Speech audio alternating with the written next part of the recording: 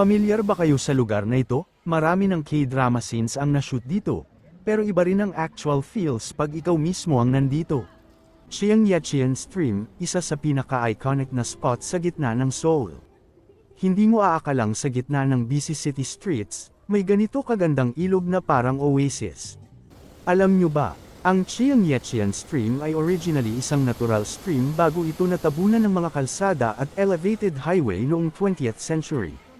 Pero noong early 2000s, Near Easter ito sa ngayon nating makikita, at naging simbolo ng urban renewal sa Seoul. Isa sa mga paborito ng locals dito ay yung night walk.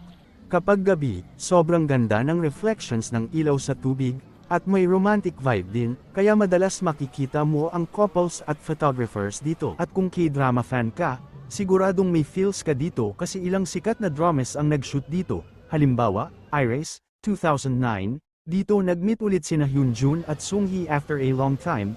Queen in Huntsman, 2012, may sweet dating scene dito si Ji Hyun-woo at Yoo-in na habang naglalakad sa tabi ng stream. My Love from the Star, 2013 hanggang 2014, dito nagkaroon ng emotional walking scene si Do Min-jun at Chon Song-yi. The King, Eternal Monarch, 2020, isa sa mga crossover portal scenes ay kinunan dito sa stream, at kapag gabi, ibang level ang ambience, parang ikaw mismo nasa isang drama scene. Kung gusto nyo ng spot sa Seoul na may nature, history, at city vibes lahat sa isang lugar, siguradong dapat nyo bisitahin ang Chiang Yat-sen Stream. Ako si Mang Jose, na nagsasabing dibale ng nagutuman at least nakagala. Follow for more. 아침